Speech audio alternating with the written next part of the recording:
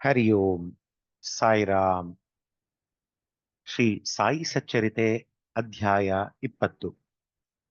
20ನೇ ಅಧ್ಯಾಯದಲ್ಲಿ ಬರುವ ವಿಷಯಗಳು: ಸೇವಕಿಯಿಂದ ಸಮಸ್ಯೆ ಪರಿಹಾರ, ಈಶಾ ವಾಸ್ಯೋಪನಿಷತ್ತು, ಗುರುವಿನಿಂದಲೇ ಪರಿಹಾರ ಸಾಧ್ಯ, ಕಾಕಾ ಅವರ ಸೇವಕಿ ಮತ್ತು ಅದ್ವಿತೀಯ ಬೋಧನೆ.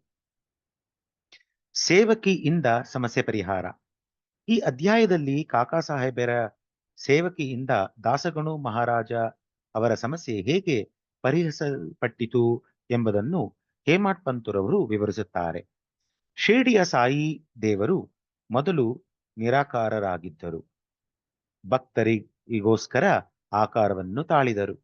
ಮಾಯೆಯ ಸಹಾಯದಿಂದ ಈ ಪ್ರಪಂಚವೆಂಬ ನಾಟಕದಲ್ಲಿ ನಟರಾಗಿ ಅಭಿನಯಿಸಿದರು. ಆದುದರಿಂದ ನಾವು ಸಾಯಿ ಸ್ಮರಣೆ ಮಾಡೋಣ. ಶಿರ್ಡಿಗೆ ಹೋಗಿ ಅಲ್ಲಿಯ ಮಧ್ಯಾಹ್ನದ ಆರತಿಯನ್ನು ನೋಡೋಣ. ಶ್ರೀ ಸಾಯಿಬಾಬಾ ಅವರು ಆರತಿಯಾದ ನಂತರ ಮಸೀದಿಯ ಜಗುಲಿ ಕೊನೆಯಲ್ಲಿ ನಿಂತುಕೊಂಡು ದಯಾಪೂರಿತರಾಗಿ ಭಕ್ತರಿಗೆ ಉಧಿಯನ್ನು ಕೊಡುತ್ತಿದ್ದರು. ಭಕ್ತರು ಸಹ ಅಂತೆಯೇ ಪ್ರೀತಿ ಮತ್ತು ಭಕ್ತಿಯಿಂದ ಬಾಬಾ ಅವರ ಚರಣಾರವಿಂದಗಳಿಗೆ ನಮಸ್ಕರಿಸಿ ಉದಿಯನ್ನು ಪಡೆಯುತ್ತಿದ್ದರು. ಭಕ್ತರ ಮೇಲಿನ ಅವರ ಪ್ರೀತಿಗೆ ಮಿತಿ ಇದ್ದಿರಲಿಲ್ಲ. ಅವರು ಭಕ್ತರನ್ನು ಕುರಿತು, ಓ ಬಾಪು, ಊಟಕ್ಕೆ ಹೋಗು, ಅಣ್ಣ ನೀನು ಮನೆಗೆ ಹೋಗು, ಬಾಪು ನೀನು ಆನಂದದಿಂದ ಊಟ ಮಾಡಿ ಬಾ ಎಂದು ಹೇಳುತ್ತಿದ್ದರು. ಪ್ರತಿಯೊಬ್ಬ ಭಕ್ತರನ್ನು ಬಾಬಾ ಸ್ವತಃ ಆದರಿಸುತ್ತಿದ್ದರು. ಈಶಾವಾಸ್ಯೋಪನಿಷತ್ತು. ದಾಸಗಣುರವರು ಈಶಾವಾಸ್ಯೋಪನಿಷತ್ ಮೇಲೆ ಮರಾಠಿಯಲ್ಲಿ ಭಾವಾರ್ಥ ಬರೆಯಲು ತೊಡಗಿದರು. ಮುಂದುವರಿಯುವ ಮೊದಲು ಉಪನಿಷತ್ತಿನ ಬೋಧನೆಯನ್ನು ಸೂಕ್ಷ್ಮವಾಗಿ ವಿವರಿಸೋಣ.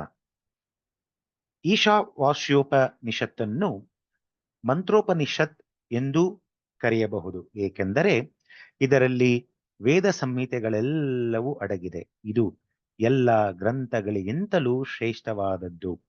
ಈಶಾವಾಸ್ಯೋಪನಿಷತ್ತಿನಲ್ಲಿರುವ ಸತ್ಯಾಂಶಗಳ ಟೀಕೆಗಳೇ ಇನ್ನುಳಿದ ಉಪನಿಷತ್ತುಗಳು. ಉದಾಹರಣೆಗೆ ಹೇಳುವುದಾದರೆ, ಅತಿ ದೊಡ್ಡ ಬೃಹದಾರಣ್ಯಕ ಉಪನಿಷತ್ತು ಈಶಾವಾಸ್ಯೋಪನಿಷತ್ತಿನ ಟೀಕಾ ವ್ಯಾಖ್ಯಾನವೆಂದು ಪಂಡಿತ ಸಂತ ವಾಳೇಕರ್ ಅವರು ಹೇಳಿರುತ್ತಾರೆ. ಪ್ರೊಫೆಸರ್ ರಾನಡೆಯವರ ಪ್ರಕಾರ ಈಶಾವಾಸ್ಯೋಪನಿಷತ್ತು ಸಣ್ಣ ಗ್ರಂಥವಾದರೂ ಅದರಲ್ಲಿ ಅಮೂಲ್ಯವಾದ ಅನೇಕ ನೀತಿಗಳಿವೆ. ಅದರಲ್ಲಿರುವ 18 ಶ್ಲೋಕಗಳಲ್ಲಿ ಅಮೂಲ್ಯವಾದ ಆತ್ಮದ ಗೂಢ ವಿವರಣೆಯು ದುಃಖ ಮತ್ತು ಮೋಹದ ಮಧ್ಯೆ ನಿಶ್ಚಲವಾಗಿ ನಿಂತಿರಬಲ್ಲ ಆದರ್ಶ ಯೋಗಿಯ ವರ್ಣನೆಯೂ, ಕರ್ಮಯೋಗ ತತ್ವವು, ಕಡೆಯದಾಗಿ ಜ್ಞಾನ ಮತ್ತು ಕರ್ಮದ ಪರಸ್ಪರ ಸಂಧಾನವು ಪ್ರತಿಪಾದಿತವಾಗಿವೆ. ಜ್ಞಾನ ಮತ್ತು ಕರ್ಮದ ನ್ಯಾಯ ರೀತಿಯ ಸಂಯೋಗವು ಅವುಗಳ ಉದಾತ್ತವಾದ ಏಕೀಕರಣಕ್ಕೆ ಅತ್ಯವಶ್ಯಕವಾದದ್ದು ಎಂಬುದೇ ಉಪನಿಷತ್ತಿನ ಮೂಲದಲ್ಲಿರುವ ಅಮೂಲ್ಯ ಸಂದೇಶ. ಬೇರೆ ವಿಧದಲ್ಲಿ ಹೇಳುವುದಾದರೆ, ಈಶಾವಾಸ್ಯೋಪನಿಷತ್ತಿನ ಶ್ಲೋಕಗಳು ನೀತಿಯ, ಅಧ್ಯಾತ್ಮ ವಿದ್ಯೆಯ ಮತ್ತು ಬ್ರಹ್ಮಜ್ಞಾನದ ಮಿಶ್ರಣವೆಂದು ಹೇಳಬಹುದು. ಈ ಒಂದು ಸಂಕ್ಷಿಪ್ತ ಪರಿಚಯದಿಂದಲೇ ಉಪನಿಷತ್ತನ್ನು ದೇಶಿ ಭಾಷೆಗೆ ಭಾಷಾಂತರ ಮಾಡುವುದು ಎಷ್ಟು ಕಷ್ಟವೆಂಬುದನ್ನು ನಾವು ಊಹಿಸಬಹುದು. ದಾಸಗಣು ಅವರು ಪ್ರತಿಯೊಂದು ಶ್ಲೋಕವನ್ನು ಮರಾಠಿಗೆ ಭಾಷಾಂತರ ಮಾಡಿದರು. ಆದರೂ ಅವರಿಗೆ ತೃಪ್ತಿಯಾಗಲಿಲ್ಲ. ಈ ರೀತಿ ಅತೃಪ್ತಿಯಿಂದ ತಮ್ಮ ಅನುಮಾನಗಳನ್ನು ಹೋಗಲಾಡಿಸಿಕೊಳ್ಳಲು ಅನೇಕರನ್ನು ವಿಚಾರಿಸಿದರು. ಯಾರಿಂದಲೂ ಅವರ ಅನುಮಾನಗಳು ಪರಿಹಾರವಾಗದೆ ಅವು ಹಾಗೆಯೇ ಉಳಿದುಕೊಂಡು ಅವರನ್ನು ಮತ್ತಷ್ಟು ಅತೃಪ್ತರನ್ನಾಗಿ ಮಾಡಿದವು. ಗುರುವಿನಿಂದಲೇ ಪರಿಹಾರ ಸಾಧ್ಯ. ಈಶಾವಾಸ್ಯೋಪನಿಷತ್ತು ಎಲ್ಲಾ ವೇದಗಳ ಆಗರವಾಗಿರುತ್ತದೆ. ಆತ್ಮಜ್ಞಾನದ ವಿಜ್ಞಾನ, ಜನನ ಮರಣಗಳೆಂಬ ಬಂಧನದಿಂದ ನಮ್ಮನ್ನು ಮುಕ್ತರನ್ನಾಗಿ ಮಾಡುವ ಆಯುಧ, ಆದುದರಿಂದ ಯಾರು ಆತ್ಮಜ್ಞಾನವನ್ನು ಪಡೆದಿದ್ದಾರೆಯೋ ಅವರೇ ಸರಿಯಾದ ಅರ್ಥವನ್ನು ನೀಡಬಲ್ಲರು ಎಂದು ದಾಸಗನು ಯೋಚಿಸಿದರು. ಯಾರಿಂದಲೂ ಪರಿಹಾರವಾಗದಂತ ಅನುಮಾನವನ್ನು ಶ್ರೀ ಸಾಯಿಬಾಬಾ ಅವರಿಂದ ಪರಿಹರಿಸಿಕೊಳ್ಳಬಹುದೆಂದು ಶಿರ್ಡಿಗೆ ಬಂದು ಈಶಾವಾಸ್ಯೋಪನಿಷತ್ತಿನ ಭಾಷಾಂತರದಲ್ಲಿ ತಮಗೆ ಬಂದಿರುವ ಅನುಮಾನವನ್ನು ಸೂಕ್ತ ವಿವರಣೆಯಿಂದ ಪರಿಹರಿಸಬೇಕೆಂದು ಬಾಬಾ ಅವರಲ್ಲಿ ಬೇಡಿಕೊಂಡರು. ಆಗ ಬಾಬಾ ಅವರು ಅವರನ್ನು ಆಶೀರ್ವದಿಸಿ, ಚಿಂತಿಸಬೇಡ, ಅದರಲ್ಲೇನಿದೆ, ವಿಲೇಪಾರ್ಲೆಯಲ್ಲಿರುವ ಮುಂಬಯಿಯ ಬಡಾವಣೆ ವಿಲೇಪಾರ್ಲೆಯಲ್ಲಿರುವ ಕಾಕಾ ಅವರ ಮನೆ ಕೆಲಸದವಳಿಗೆ ನಿನ್ನ ಅನುಮಾನ ಕಾಕಾ ಅವರ ಮನೆಯ ಕೆಲಸದವಳಿಂದ ನಿನ್ನ ಅನುಮಾನ ಪರಿಹಾರವಾಗುತ್ತದೆ, ಹೋಗು ಎಂದರು. ಆಗ ಅಲ್ಲಿದ್ದವರೆಲ್ಲರೂ ಬಾಬಾ ಹಾಸ್ಯ ಮಾಡುತ್ತಿರಬಹುದು. ನಿರಕ್ಷರಸ್ಥಳಾದ ಸೇವಕಿಯಿಂದ ಹೇಗೆ ಸಂಶಯ ಪರಿಹಾರವಾದೀತು ಎಂದು ಅನುಮಾನ ಪಟ್ಟರು. ಆದರೆ ದಾಸಗನು ಅವರು ಬಾಬಾ ಅವರು ನುಡಿದದ್ದು ನಿಜವಾಗಲೇಬೇಕು ಎಂದುಕೊಂಡು ಶಿರ್ಡಿಯಿಂದ ಹೊರಟರು. ಕಾಕಾ ಅವರ ಸೇವಕಿ. ನಂತರ ದಾಸಗನು ಬಾಬಾ ಅವರ ಮಾತಿನಂತೆ ನಂಬಿಕೆ ಇಟ್ಟು ಶಿರ್ಡಿಯಲ್ಲಿ ವಿಲೇಪಾರ್ಲೆಯಲ್ಲಿದ್ದ ಕಾಕಾ ಸಾಹೇಬ್ ದೀಕ್ಷಿತರ ಮನೆಗೆ ಬಂದು ತಂಗಿದರು. ಮಾರನೇ ದಿನ ದಾಸಗಣುರವರು ಮಲಗಿದ್ದಾಗ ನಸುಕಿನಲ್ಲಿ ಅವರು ಪೂಜೆ ಮಾಡುತ್ತಿದ್ದಾಗ ಎಂದು ಕೆಲವರು ಹೇಳಿದ್ದಾರೆ, ಒಬ್ಬ ಹುಡುಗಿ ಇಂಪಾಗಿ ಹಾಡಿನ ಹಾಡು ಕೇಳಿದರು. ಕೆಂಪು ಬಣ್ಣದ ಸೀರೆ ಎಷ್ಟು ಚೆನ್ನಾಗಿದೆ, ಜರಿ ಎಷ್ಟು ಹೊಳೆಯುತ್ತಿದೆ ಎಂಬುದೇ ಆ ಹಾಡಿನ ಭಾವಾರ್ಥ. ಈ ಹಾಡನ್ನು ಕೇಳಿ ಅವರು ಸಂತೋಷದಿಂದ ಹೊರಗೆ ಬಂದು ನೋಡಲು ಸೇವಕ ನಾಮ್ಯಾನ ತಂಗಿ ಹಾಡುತ್ತಿರುವುದನ್ನು ಕಂಡರು.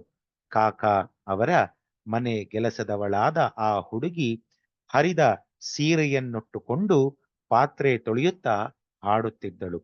ಅವಳ ಬಡತನ ಮತ್ತು ಆನಂದವನ್ನು ನೋಡಿದ ದಾಸಗನು ಮರುದಿನ ರಾವ ಬಹದ್ದೂರ ಎಂ.ವಿ. ಪ್ರಧಾನ್ ಅವರು ತಮಗಾಗಿ ತಂದಿದ್ದ 2 ದೋತರಗಳನ್ನು ನೋಡಿ ಆ ಹುಡುಗಿಗೂ ಒಂದು ಸೀರೆ ತಂದು ಕೊಡುವಂತೆ ಹೇಳಿದರು. ಅದರಂತೆ ಅವರು ಆ ಹುಡುಗಿಗೆ ಒಂದು ಸೀರೆ ತಂದು ಕೊಟ್ಟರು. ಅಂದು ಅವಳ ಆನಂದಕ್ಕೆ ಪಾರವೇ ಇರಲಿಲ್ಲ. ಮಾರನೇ ದಿನ ಆ ಹುಡುಗಿ ಹೊಸ ಸೀರೆಯನ್ನುಟ್ಟುಕೊಂಡು ಎಲ್ಲ ಹುಡುಗಿಯರ ಜೊತೆಯಲ್ಲಿ ಆಟವಾಡಿ ನಲಿಯುತ್ತಿದ್ದಳು. ಮರುದಿನ ಮತ್ತೆ ಅದೇ ಹರಿದ ಸೀರೆಯನ್ನುಟ್ಟುಕೊಂಡೇ ಕೆಲಸಕ್ಕೆ ಬಂದಳು. ಅಂದೂ ಸಹ ಅಷ್ಟೇ ಆನಂದದಿಂದಿದ್ದಳು. ಆಗ ದಾಸಗಣೂರವರ ದಯೆ ಹೊಗಳಿಕೆಗೆ ಮಾರ್ಪಾಟಾಯಿತು. ಆ ಬಡ ಹುಡುಗಿಯು ಹರಿದ ಸೀರೆಯನ್ನೇ ಉಟ್ಟುಕೊಳ್ಳಬೇಕಿತ್ತು. ಅವಳಿಗೆ ಹೊಸ ಸೀರೆ ದೊರೆತರೂ ಸಹ ಅದನ್ನು ಪೆಟ್ಟಿಗೆಯಲ್ಲಿ ಇಟ್ಟು ಹರಿದ ಸೀರೆಯನ್ನೇ ಉಟ್ಟುಕೊಂಡು ಬಂದಳಲ್ಲವೇ. ಆದರೂ ಅವಳಲ್ಲಿ ತಿಲ ಮಾತ್ರವೂ ದುಃಖವಿರಲಿಲ್ಲ ಎಂದು ಯೋಚಿಸಿ, ನಮ್ಮ ಸುಖ ದುಃಖಗಳು ನಮ್ಮ ಮನಸ್ಸನ್ನ ಅವಲಂಬಿಸಿರುತ್ತವೆ ಎಂಬುದನ್ನು ದಾಸಗನು ಮನಗಂಡರು. ಈ ಘಟನೆಯನ್ನು ಕೂಲಂಕುಷವಾಗಿ ವಿಚಾರಿಸಿ ದೇವರು ಕೊಟ್ಟಿಟ್ಟುದರಲ್ಲಿ ತೃಪ್ತಿ ಪಡೆಯಬೇಕು. ಅವನು ನಮ್ಮನ್ನು ಯಾವಾಗಲೂ ರಕ್ಷಿಸುತ್ತಾನೆ. ಅವನಿಂದ ದೊರೆಯುವುದೆಲ್ಲವೂ ನಮಗೆ ಒಳ್ಳೆಯದಾಗಿ ಪರಿಣಮಿಸುತ್ತದೆ ಎಂಬುದನ್ನು ಸಹ ದಾಸಗನು ಅರಿತರು. ಅದ್ವಿತೀಯ ಬೋಧನೆ. ಈ ಮೇಲ್ಕಂಡ ಘಟನೆಯಿಂದ ಬಾಬಾರವರ ಅದ್ವಿತೀಯ ರೀತಿ ವ್ಯಕ್ತವಾಗುತ್ತದೆ. ಅವರು ಶಿರ್ಡಿಯನ್ನು ಬಿಟ್ಟು ಕದಲದೇ ಇದ್ದರೂ ಕೆಲವರನ್ನು ಮಚ್ಚೀಂದ್ರಗಢಕ್ಕೂ ಕೆಲವರನ್ನು ಕೊಲ್ಲಾಪುರಕ್ಕೂ ಸಾಧನೆಯ ಸಲುವಾಗಿ ಕಳುಹಿಸುತ್ತಿದ್ದರು. ಕೆಲವರಿಗೆ ಪ್ರತ್ಯಕ್ಷ ರೂಪದಲ್ಲಿಯೂ, ಕೆಲವರಿಗೆ ಜಾಗೃತಾವಸ್ಥೆಯಲ್ಲಿಯೂ, ಕೆಲವರಿಗೆ ಕನಸಿನಲ್ಲಿಯೂ ಕಾಣಿಸಿಕೊಂಡು ಅವರ ಆಸೆಗಳನ್ನೀಡೇರಿಸುತ್ತಿದ್ದರು. ಮೇಲೆ ಹೇಳಿದಂತೆ ದಾಸಗನು ಅವರನ್ನು ಅನುಮಾನ ಪರಿಹಾರಕ್ಕೋಸ್ಕರ ವಿಲೇಪಾರ್ಲೆಯಲ್ಲಿದ್ದ ಕಾಕಾರವರ ಮನೆ ಕೆಲಸದವಳ ಬಳಿಗೆ ಕಳುಹಿಸಿದರು. ಅವರನ್ನು ಅಲ್ಲಿಗೆ ಕಳುಹಿಸುವ ಅವಶ್ಯಕತೆ ಇರಲಿಲ್ಲ. ಬಾಬಾರವರೇ ನೇರವಾಗಿ ಅನುಮಾನ ಪರಿಹರಿಸಬಹುದಾಗಿತ್ತೆಂದು ಕೇಳುವ ಕೆಲವರಿಗೆ ಬಾಬಾ ಅವರ ರೀತಿ ನೀತಿಗಳು ಅತರ್ಕ್ಯವಾದವುಗಳು.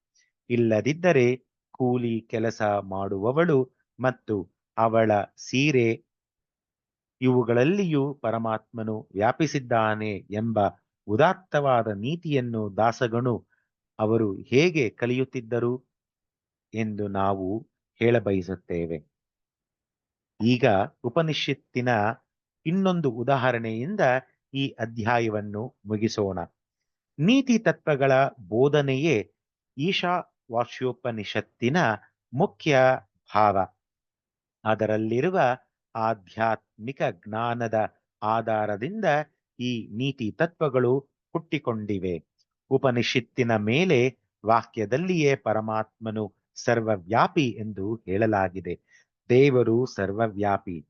ಅವನು ದಯಪಾಲಿಸುವುದೆಲ್ಲವೂ ನಮಗೆ ಒಳ್ಳೆಯದೇ.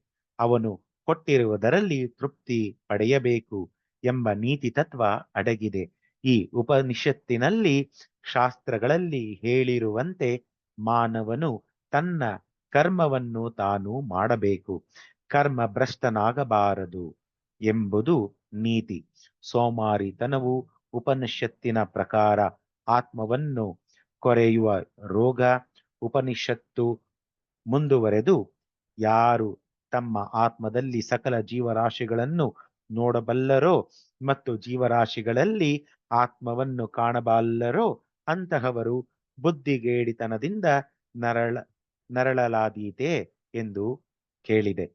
ಯಾವಾಗ ನಾವು ಸಕಲ ಜೀವರಾಶಿಗಳಲ್ಲೂ ಒಂದೇ ಆತ್ಮವನ್ನು ನೋಡಲಾರೆವೋ ಆಗ ಅಜ್ಞಾನ, ದುಃಖ ಮತ್ತು ಅಸಹ್ಯತೆ ಉಂಟಾಗುತ್ತದೆ. ಸಕಲ ಜೀವರಾಶಿಗಳು ಒಂದೇ ಎಂಬ ಅಂತರ್ಮುಖಿ ದೃಷ್ಟಿಯುಳ್ಳವನಿಗೆ ಪ್ರಾಪಂಚಿಕ ದುಃಖಗಳೇನೂ ಮಾಡಲಾರವು. ಓಂ ತತ್ಸತ್. ಶ್ರೀ ಸದ್ಗುರು ಸಾಯಿನಾಥ ಅರ್ಪಣಮಸ್ತು. ಇಲ್ಲಿಗೆ ಅಧ್ಯಾಯ 20 ಮುಗಿದುದು. ಸಾಯಿರಾಮ್.